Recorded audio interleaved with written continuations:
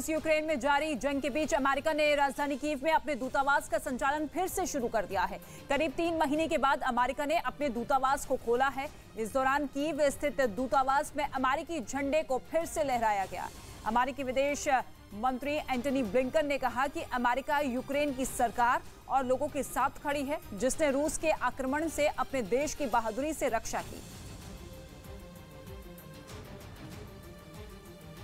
उधर अमेरिका के white house की पूर्व सलाहकार फियोना हिल ने दावा किया कि रूस के राष्ट्रपति किसी रहस्यमयी बीमारी से जूझ रहे हैं। फियोना अमेरिका के पूर्व राष्ट्रपति डोनाल्ड ट्रंप के कार्यकाल के दौरान उनकी एडवाइजर रह चुकी हैं और उन्हें रूस की राजनीति का जानकार भी माना जाता है। इसी वजह से अक्सर पुतिन के साथ होने वाली अमेरिकी बैठकों में फियोना हिल भी मौजूद रहती हैं। उन्होंने बताया कि उन्हें उन बैठकों में पुतिन के बेहद करीब बैठाया जाता था। इसी कारण वो उनकी छोटी से छोटी हरकत को बड़ी आसानी से भांप लेती थी। ऐसे में व्हाइट हाउस की इस पूर्व सलाहकार ने पुतिन को किसी तरह की एक रहस्यमयी बीमारी होने का दावा किया। उन्होंने बताया कि जब भी पुतिन बैठक में आते थे, उनके बदन से अजीब तरह की गंध आती थी, जिसे वो महसूस कर सकती थी। उनके मुताबिक वो कुछ इस तरह की गंध होती थी जैसे पुतिन उसी वक्त किसी खास तरह की चीज से नहाकर आए हों। फियोना का कहना है कि उन्होंने पुतिन को किसी बैठक में कभी खाते पीते भी नहीं देखा। यूक्रेन से जंग के बीच रूस ने सैन्य अभ्यास का एक वीडियो जारी किया है, जिसमें उसने अपनी ताकत दिखाई है। रूस की सेना ने यह अभ्यास कमचत्का प्रायद्वीप के पास अवाचा खाड़ी में किया, जिसमें उसके 2 जंगी जहाजों से जमकर मिसाइल और गोले दागे गए।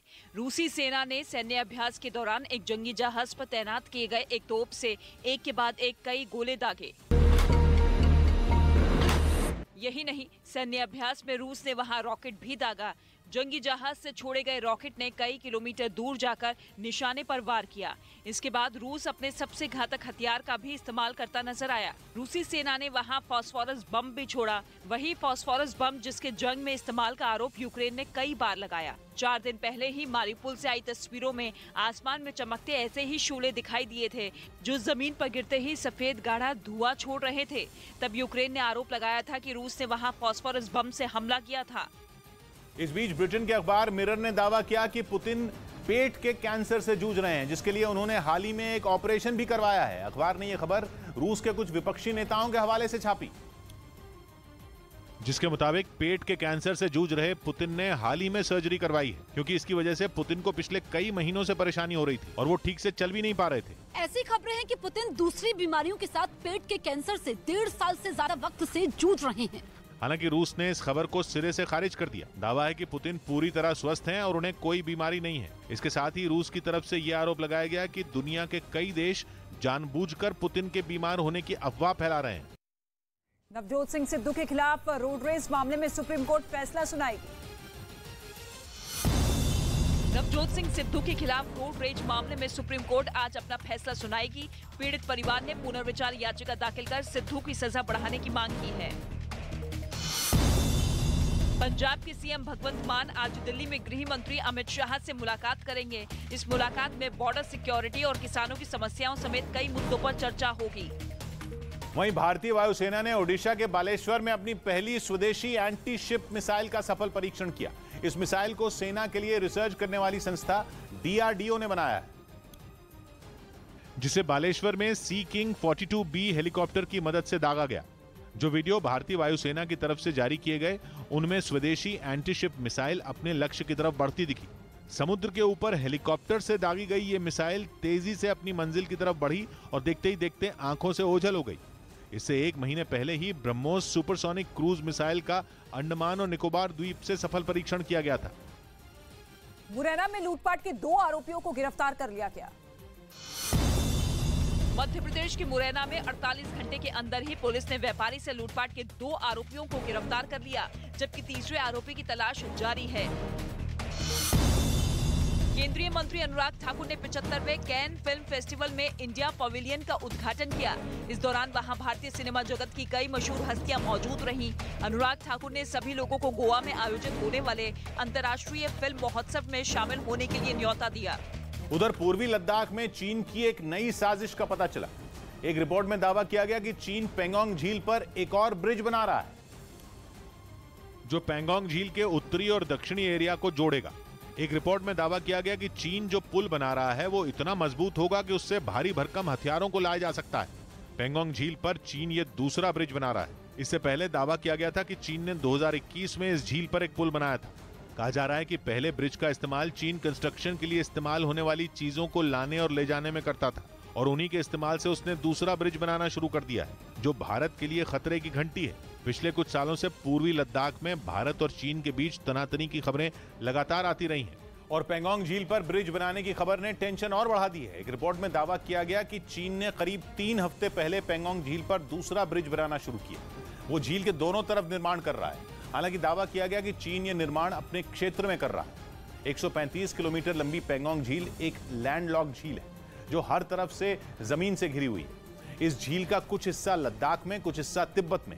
यही वजह है कि ये झील भारत और चीन के बीच की टेंशन की वजह बन जाती है, क्योंकि पेंगोंग झील के फिंगर 8 तक भारत अपना अधिकार क्षेत्र मानता है, जबकि चीन फिंगर 4 तक अपना दावा करता है।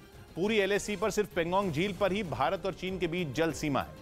ये झील ऐसी जगह है कि इसका इस्तेमाल जंग में लॉन्च पैड की तरह हो सकता है। खबर है कि चीन ने इस इलाके में पुल और सड़क भी बना ली।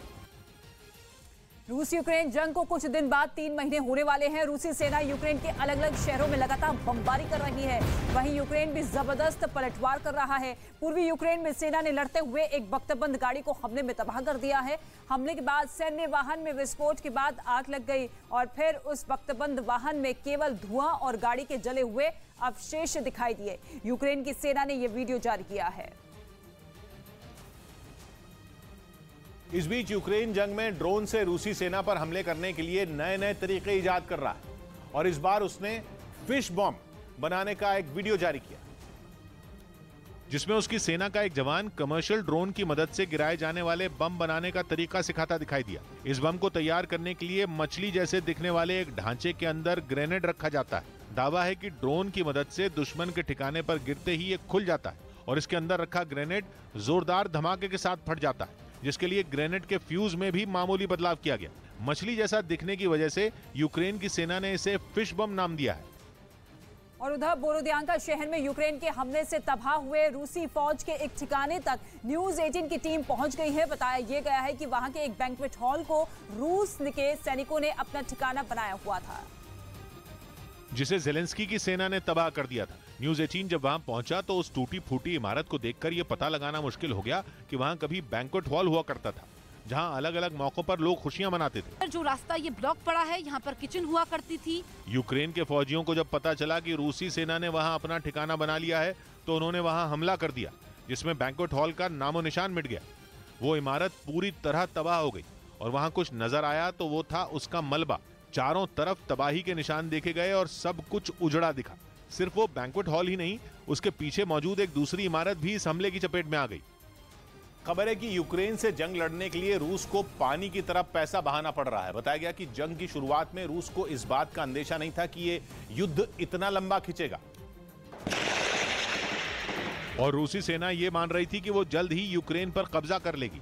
हालांकि ऐसा नहीं हुआ और ज़ेलेंस्की के सैनिक करीब 3 महीने बीत जाने के बावजूद पुतिन की सेना का डटकर मुकाबला कर रहे हैं, जिसके लिए रूस को भारी कीमत चुकानी पड़ रही है।